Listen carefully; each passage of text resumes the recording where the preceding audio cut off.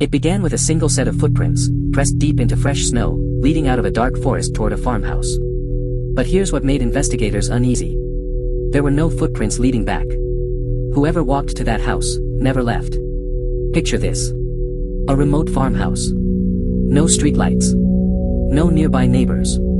Just open land, thick woods, and silence that feels heavier than it should. Now imagine discovering someone might already be inside. This is the story of the Hinterkaifeck murders. One of the most chilling unsolved cases in true crime history. Rural Germany. Hidden far from the nearest town stood a farm known as Hinterkaifeck. Isolated. Quiet. Easy to forget. 6 people lived there. Andreas Gruber. His wife, Kazilia. Their widowed daughter, Victoria. Her 2 children. And a maid who had only recently arrived. At first glance, nothing seemed unusual. But days before the murders, something changed. Andreas found those footprints in the snow.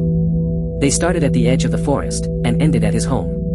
No return path. No explanation. At first, it sounded like nothing. But then came the sounds. Late at night, footsteps from the attic. Slow. Measured. Intentional. Not the random creaks of an old house. Footsteps. Andreas checked the attic. Nothing. No one. But the sounds didn't stop. Then objects began to disappear. Keys went missing. Tools were moved. A newspaper showed up one morning, despite no one subscribing to one. Small things.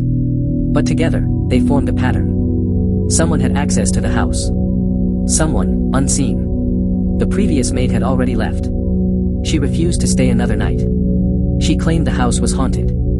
She spoke about whispers. Movement.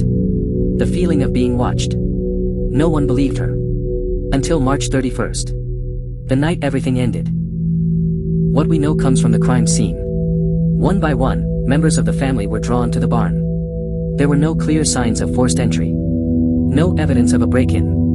Which raised a disturbing question. Did they go willingly? Each victim was killed inside that barn. One at a time. Then the killer moved into the house. The maid was murdered. The youngest child was killed in their bed.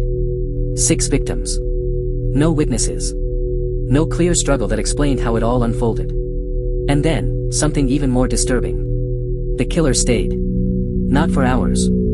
For days. Neighbors later reported seeing smoke rising from the chimney. Which meant someone was keeping the fire going. Animals on the farm were fed. Water was used.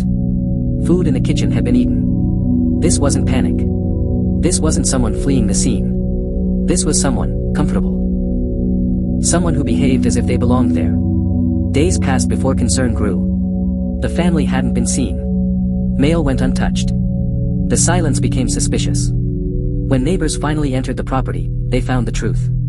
Everyone was dead. Investigators arrived soon after. And what they found only deepened the mystery. There were no signs of robbery.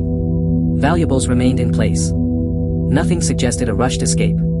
Instead, everything pointed to control. Time. Patience. Police questioned anyone connected to the family. Neighbors. Workers. Travelers. Several suspects were considered. A nearby man familiar with the property. A former employee with a troubled past.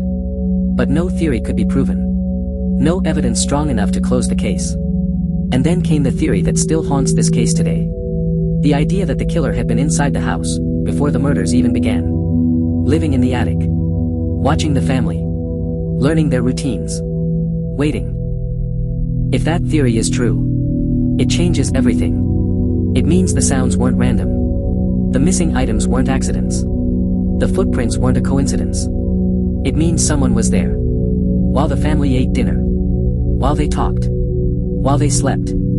Imagine that level of proximity. A stranger above you. Close enough to hear every word.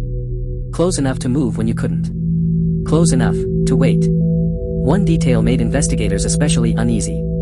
The killer kept the farm running. Animals were fed regularly. The dog was cared for. Which suggests something unsettling. The killer wasn't afraid. They didn't rush. They stayed, as if there was no immediate danger of being caught. Eventually, the farmhouse was demolished. Time moved on. But the mystery didn't. No one was ever officially identified as the killer. No one was charged. No confession. No closure. Over a century later, the questions remain. Who was responsible? How long had they been there? And why did they stay, after it was over?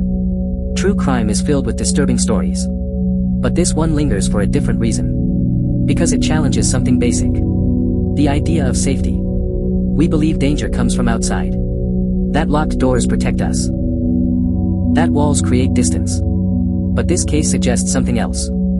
Sometimes, the danger doesn't break in. Sometimes, it's already there. So the next time you hear something in your home late at night, a faint step, a quiet shift, a sound you can't explain, ask yourself one question. Are you really alone? Or has someone been there longer than you think?